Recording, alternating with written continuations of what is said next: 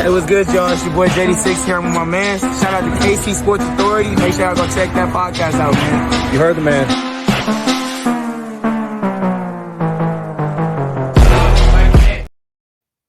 What's up, everyone? This is the KC Sports Authority podcast. If you're watching us over here on the YouTube channel, thank you so much for supporting us so far. Hit that subscribe button for us real quick. On our way to 500. We're about 100 away, and each of you helps us get there. So grateful for that. Again, you can hit us up Twitter, Facebook, Instagram, and TikTok at KCSA Pod.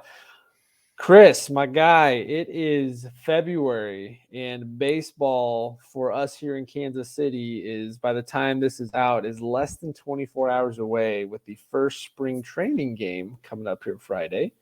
And pitchers and catchers reported a few days ago. All the guys are getting in there. Still some few last-minute signings and things. It's baseball season. We're going to talk some Royals.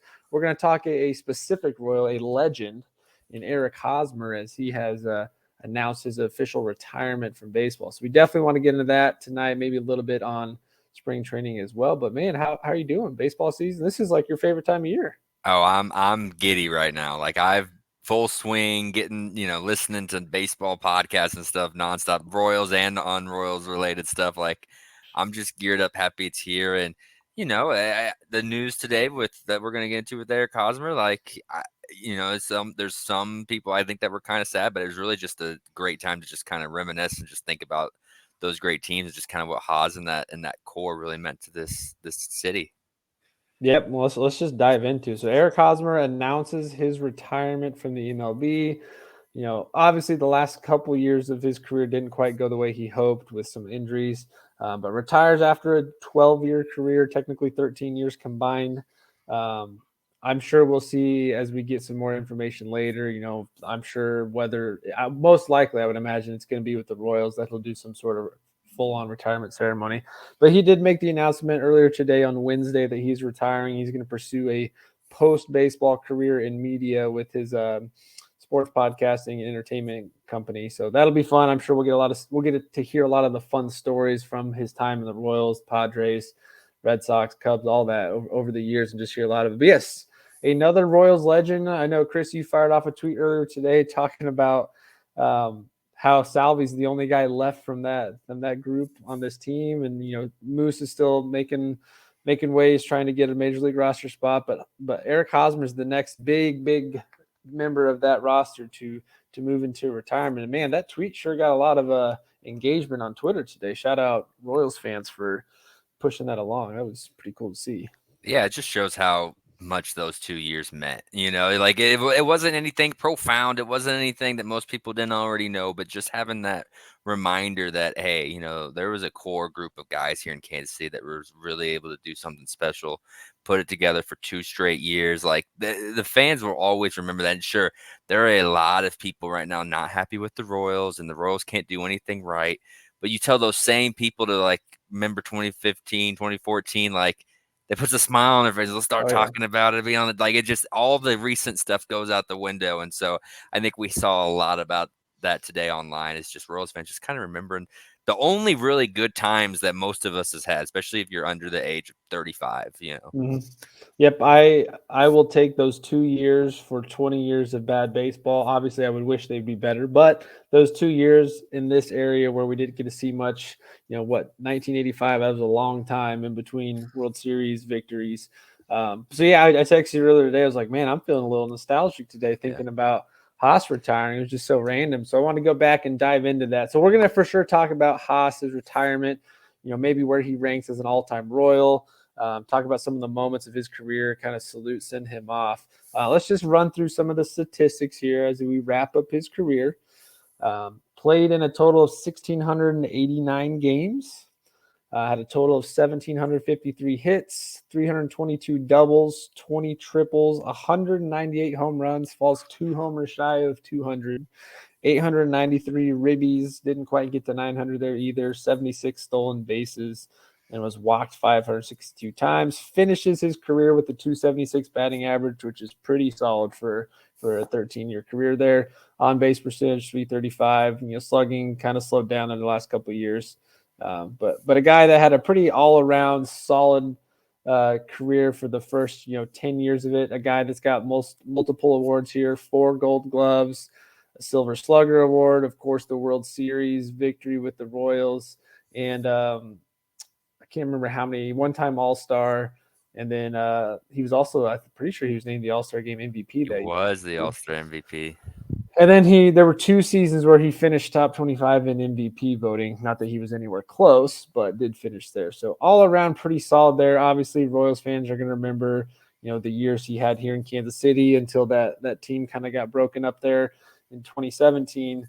Had some of his best years with the Royals, of course, and then went on and got his big old contract with the Padres. Had 2 pretty decent years with them, and then it kind of started to fall off there. But wanted to start with some of those statistics. And Chris, as we talk about Haas as a whole here, what are some of just the overarching things that you'll think back on? Not necessarily moments, because we're going to get into some moments and highlights, but just some of the things that you'll remember most about his time here in KC. The number one thing is going to be his debut, and maybe not necessarily specifically the game, but just that season, the hype around it, because he was really the first one. I know Alex Gordon was already been up around, but Alex Gordon finally found himself that same year. Haas came up, and Haas was the first of Kane and Esky debuted and for the Royals, and Moose and Salvi came up later that year, and it was Alex, like I said, found himself. It was just he was the first one that really you had a new hope. Like Alex gave that to us in 07, I feel like, and then it went so poorly that it just kind of disappeared real quick. And I don't think Royals fans truly had that again until Eric Hosmer in May of 2011. And I was actually at the Sunday game. I think he debuted on a Friday. It's at the Sunday game because it was around my birthday. David DeJesus coincidentally was on the A's. That was the main reason. I didn't go because of Haas. I went because David DeJesus was making his return to Kauffman Stadium, which is kind of funny tidbit on my part. But I remember just being, kind of learning about Eric Hosmer. I wasn't maybe as educated about the prospects back then as I am maybe now. And it was just like, man, this kid doesn't look like a rookie. This kid feels like the real thing, the way he carries himself, the way he just speaks. Joel had him, I think, after every game as the star of the game to talk to the Pretty media. much. And it was like, this guy is he just gave you a different energy. And that just continued to show his entire career. He was always the guy that when you needed a soundbite, when you needed someone to talk about the good and the bad, it was like Haas was the guy that was going to give it to you. And that's just that's the number one thing I'll always remember about him. I think outside of Salvador Perez, Eric Hosmer might go down, at least in the last 25, 30 years, as one of the most polarizing, not just Kansas City Royals, but one of the most polarizing athletes in Kansas City. I mean, the guy was on a billboard everywhere, between him, Kane, and Salvi, just all the fun stuff that they were doing as teammates was just all over the place. I think for the majority of Royals fans, I don't want to speak for them, but I think Haas represents just a different generation of fan. You had your early 2000s, you had Carlos Beltran, a guy that a lot of young fans looked at. It was like, man, this is the next guy. This is the one we get to have excitement with. And then, of course, moves on. Mike Sweeney there until he started slowing down was kind of that guy too. And then, like you said, Alex Gordo comes up. Gordo was kind of my all-time favorite Royal. But then you have that nice crop of the new core with Moose, Kane, Haas, Salvi, all those guys starting to hit at the same time. Esky, all of them coming up about the same time. And that really defined a new generation for, I think, most Royals fans, because we finally had not just one pretty talented player who was a first-round draft pick that panned out, but you had a group of players, a nucleus that fans could just get excited about. And you saw year after year the progression. And I know some of those guys struggled early on. It took them a while to get going. But I think that's, for me, when I look back at Haas, his time here, it was capturing a new generation of Royals fan that hopefully is still engaged enough now because of that 6-7 year stretch, that they're bought into the franchise as a whole and wanting to get more excited and move forward, especially now that we have a polarizing figure like Bobby Witt. Right. So Eric Hosmer, man, good years. There's tons and tons of plays we can think about that stand out. He was a Gold Glove first baseman. There's constant times where he dug something out from third with that long frame stretching all the way out. Plenty of times where, he caught a pick off from somebody throwing the ball right over to him with his defense. So obviously a fantastic Gold Glove candidate, never really turned into the big power hitter we were hoping. Maybe some of that was playing in the K, bigger outfield, longer walls, so he didn't get as many homers, but he was a doubles machine. He had a lot of driving capability, good power into the alleys. I think a lot of fans, though, most of the memories they're going to think on of Haas are going to be in that 2015 World Series run. So we're just got a couple quick highlights here just to take us back here. Let's take a watch. Royals have fought back the entire postseason. A chance here in the ninth inning. The 0-1. That's in the air to left. Against the wall. One run scores in the top of the second. Hosmer. Very pivotal moment in that World Series, even though, we already were up 3-1, but big time hit there to get us back in the game, which of course he then followed up with this incredible play. Broken back. Cut off by right. Out. Throw home. Royal tie game. Unbelievable base running by Eric Hosmer has tied it. I still think that one's one of the most wild plays. I mean, just looking at that, there's no way in my mind I'm taking home because the guy's got such a quick throw, but perfectly timed play. He knew exactly what was happening there. And of course that became, one of the most famous bobbleheads we've had in the last 10 years, but those are probably two of the biggest moments I think that stand out. I know you've got plenty you can throw in there too, but what are some of the big time at bats, defensive stops, or something you can look back on and remember? Well, I just want to touch on that last play, the tie it in Game 5, because it just like embodied what that whole season was about. Because remember, 2014, the whole argument was, should Alex Gordon have been sent? Should have tried to tie the game in the ninth? And every rational fan, myself included, and I actually still, even seeing what happened in 2015, will still die on this hill. Like, Brandon Crawford was not missing the throw to Buster Posey. That wasn't happening. It was gunned. It was going to be done.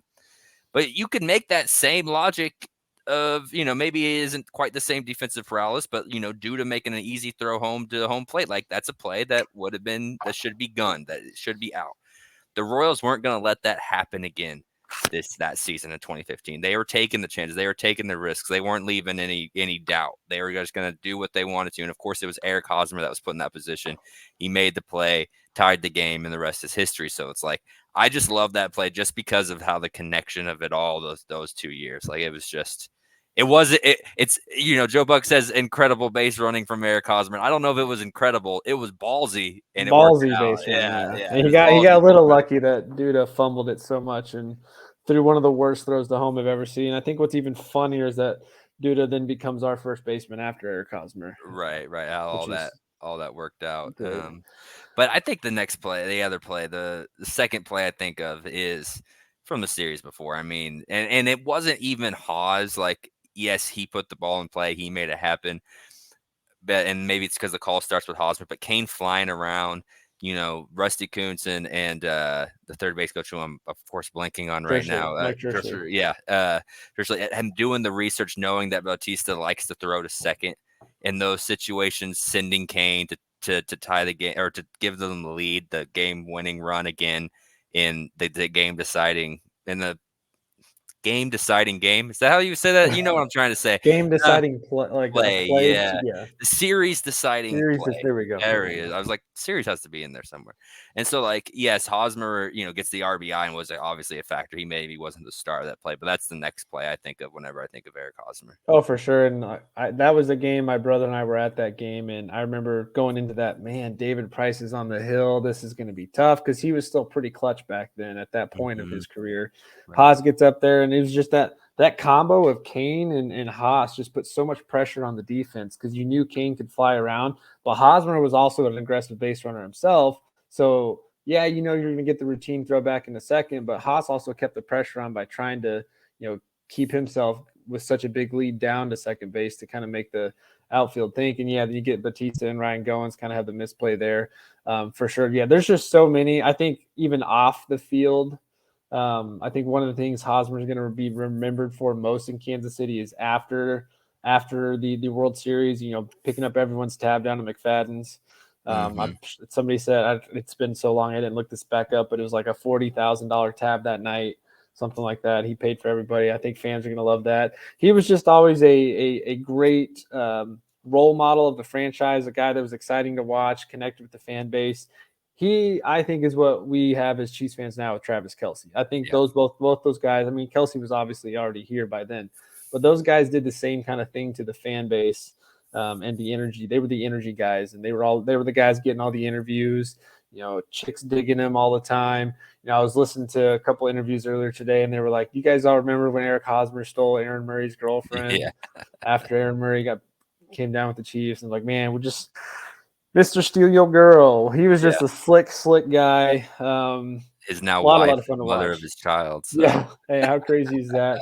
But yeah, he has a great career. I mean, obviously, I think almost all of us can remember that final homestand in 2017 when they basically, did the red carpet goodbyes for all of them, and him and Esky walked off together, and just all that, just so many fun memories. He's going to for sure be up there in Royals history for just big moments, and a guy that was a part of a major turnaround in our franchise history to not just going to back-to-back World Series, but winning a World Series. Didn't get the World Series MVP or MVP votes that Kane got in the year, but just so crucial to that team. I mean, he was just so locked down defensively at first base.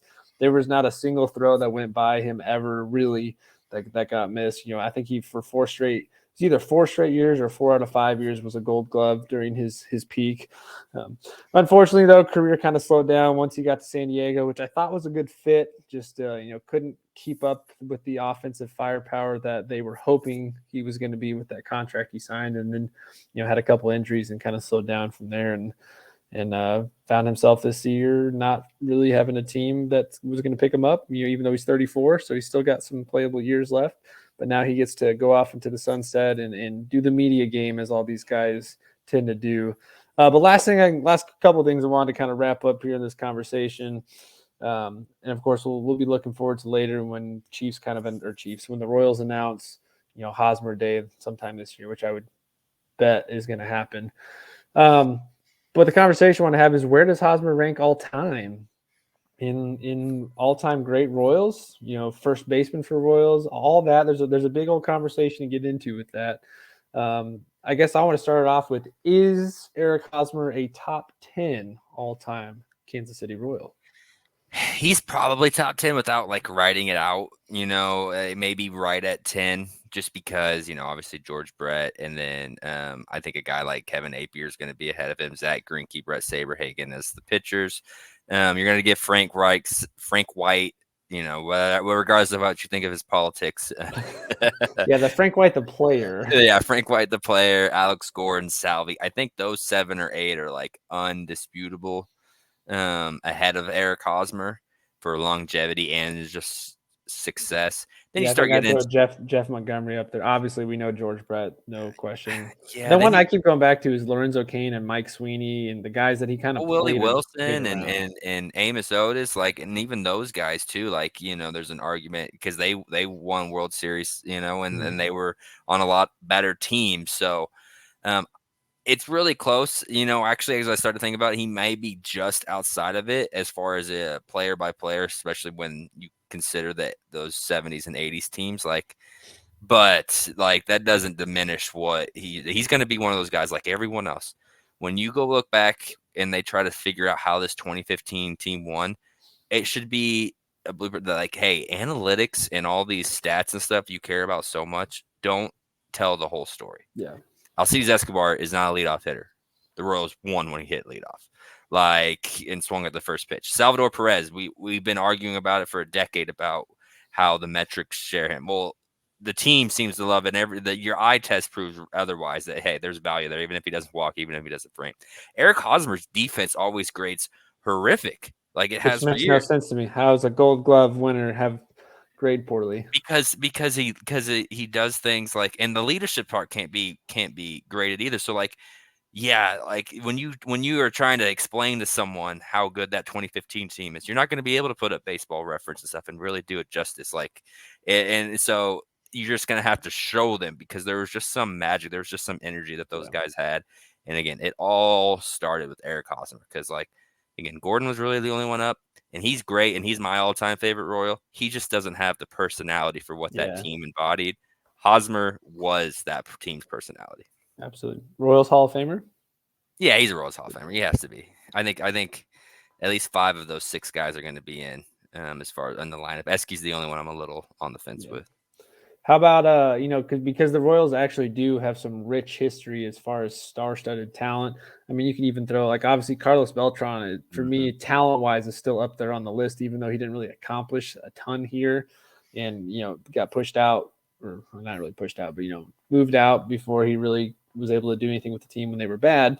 But how about just all-time first baseman in Kansas City? Where would you slot him there? Because there's a couple good ones, and it kind of depends on if you want to go off of longevity or just a couple year pop here. But there's a couple good names out there. John Mayberry, of course, had a big time bat there for several years. The great Mike Sweeney, I know, was a catcher, but also played some first there. The record-breaking year, Steve Alboni, that lasted for what felt like 50 years until Moose broke it. But where would you put him as all-time Kansas City first baseman?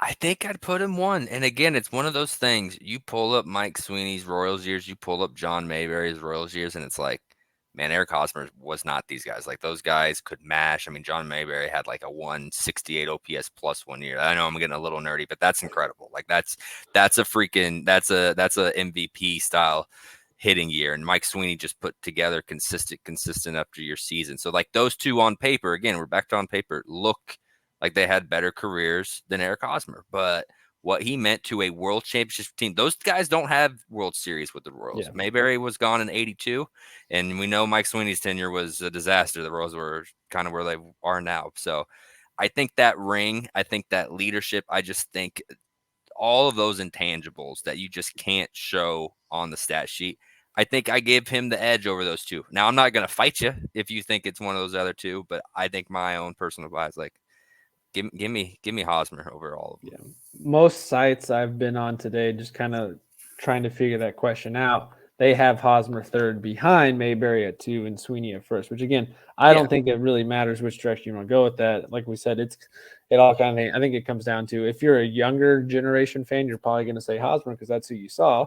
If you're an older generation fan, you're probably going to go back and forth between Mayberry and Sweeney, and you might decide, Mayberry gets the edge because the 5 years he was here was some of the best 5 years in Kansas City history. And Sweeney, even though he was mashing at the plate, it was during the stretch where the Royals were just so bad as a franchise for the most part that those results didn't lead to anything. Kind of like, and then I want to save this for another day too, but how the Angels have been wasting away a guy like Mike Trout. You have not saying that Sweeney is Mike Trout by any means, but you have one of the best guys in baseball who's just mashing, and you can't show for anything on it because baseball's not an individual sport.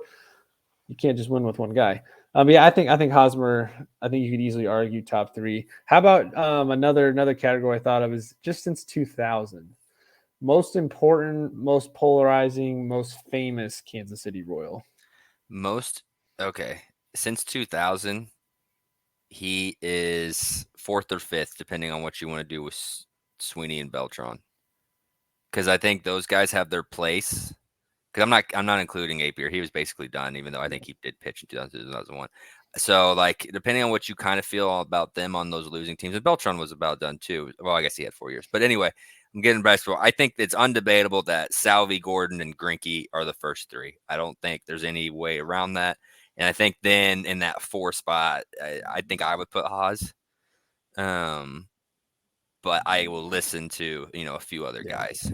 I think I agree there. Yeah, I was just kind of thinking like our generation, those that, around 2000 era baseball, obviously it certainly helps Hosmer's case that he was during the 6-year stretch of success. Right. Just like Gordo and Salvi. Is relevant. That's important. If you can put out a good team, and you take Hosmer, that 2015 team, and we could spend days talking about how just perfectly constructed that 2015 team was. But if you take Hosmer out of that lineup, I don't see them winning a World Series. I don't see them being that effective because they didn't have. I mean, I know Kendrys Morales was, that their DH, but you really didn't have another option truly at first if you had to.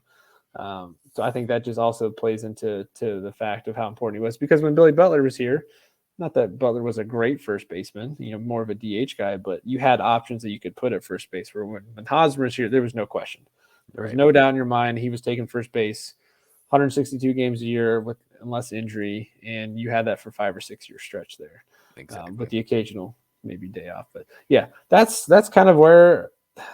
Don't really have much else to add there. I think it's going to be fun the rest of this week and next couple of days, just kind of seeing all the different tributes and things that come out and all the memories, and listen to people talk about what they remember most about Haas. And it'll be great to see, I wouldn't be shocked if the Royals include some sort of part of their opening day ceremonies, maybe have some sort of, mention of that, or a part of their hype videos, of course. And I'm sure sometime later this summer we'll see, hey, he's going to come sign a 1-day contract or something with the Royals to do a ceremony, kind of like what Locaine did this last year. But yeah, I don't really have much else I wanted to add on that. I think that kind of covers most of it. But anything else you want to throw in there about Haas? No, I'm just excited that we're going to get to see a lot more of him. He's going to be sharing stories. He already, his podcast, the digging out podcast on his new Moonball Media that he's started. I think that's going to be a lot of fun. I think it's going to be great. It's going to set the tone for other podcasts are everywhere, but I don't feel like baseball guys are as abundant in their podcasting as some other sports. It gives me a lot of, at least this first episode, they released their first one. It gives me, if you've seen The Pivot with Ryan Clark and Fred Taylor and what those guys do in the NFL going around, that's the kind of energy it gives me once they start bringing guests on. Like, it's just going to be, just ball players sitting around talking the shit, sharing stories. And I think that Eric Hosmer's really good at that. Yeah, and he fits the look for a media guy. So I think he's going to have a lot of fun with it. We'll probably hear so many fun stories. I wouldn't be shocked sometime this summer, Salvy's going to be on that podcast with him at some point. Yeah. Locaine's going to be on there. They're going to be having all sorts of fun stories. Maybe he figures out a way to talk Ned out of the farm to come on for a few minutes. Out of the deer That'd be stand. hilarious. Out of the deer stand into the I guess one other thing, if you were listening on 610 today, Carrington was talking with Joel Goldberg, and I thought this would be really interesting. Goldie shared a story about one of the games. Haas was on first, leading off the second, got picked off, and in post-game media session, of course, he was asked about it because it was defining play that they didn't lose the game, they ended up winning it. But Haas was asked about it. He's like, "Yeah, that's my bad. I misread it, mistimed it, and then that was it." Years later, Goldberg is, at a, or I don't remember how long it was later, but they were sitting at a dinner talking about it, and it came back up, and Haas was like, "Yeah, Rusty came over and said, 'Hey man, that's my bad. I missed the call there and got the wrong timing down and sent you when you shouldn't have.'" So another testament just to his leadership, that he wasn't going to throw anybody under the bus. He was going to always take the blame if there was a loss, share the credit if there was a win. I think that just kind of epitomizes him as a leader for this team for those 6-7 year stretch. And I think that's another thing I'll remember most about him is just he was a fantastic leader. He was a guy that was the voice of the clubhouse. He was the face of the clubhouse for many years, a guy that the media loved, the fan base loved. And hopefully now we're in a new generation of the next generation of Royals fans where they can kind of latch on to some of the guys in the clubhouse now. Maybe we'll see some Eric Hosmer spurts here and there throughout the summer, because they've got some young, impressionable guys that he could tap into, like Vinny. Maybe Vinny could be the next Hosmer. But yeah, that's we'll wrap it up there. Again, Royals legend Eric Hosmer retiring after 13 seasons in the MLB. Salute, tip of the cap to you, Royals legend. We will forever remember you. Hope you enjoy retirement. That'll wrap things up here. Again, this is the KC Sports Authority podcast. If you're watching over here on YouTube, thank you so much. Hit that subscribe button. Share it with a friend. We got all sorts of stuff going on. Baseball season's getting ready to get going here, so we're going to have a lot more baseball talk. Still plenty of Chiefs offseason talk to get into. There's a lot of questions about the roster, all sorts of contracts coming up, who's staying, who's going. So we'll get into that, draft talk. And, of course, basketball season's still going on. KU's in the final stretch of Big 12 play. They've got a big 5-game stretch here, which we'll have an episode on that coming up this weekend and talk about the remaining games on the stretch. So plenty to still come. Don't miss out on any of it. hit us up here on YouTube, Spotify. You can also find us on Twitter, Facebook, Instagram, and TikTok at KCSA Pod. Until next time, we'll catch you guys in the next episode.